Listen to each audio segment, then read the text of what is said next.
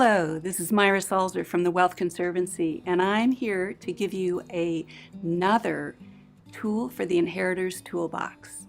And today I'm going to talk about what we call the dreaded question. Specifically, what do you do when someone asks, "What do you do?"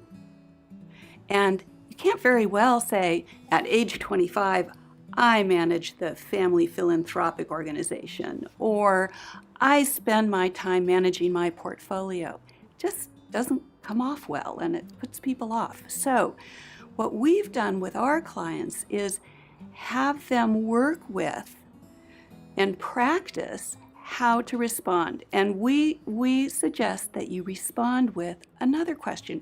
Do you mean, how do I spend my time? And then you can go into how you spend your time. Some of our clients actually have the confidence to say, I'm in a really fortunate position and I don't need to work, and so I spend my time blankety blank.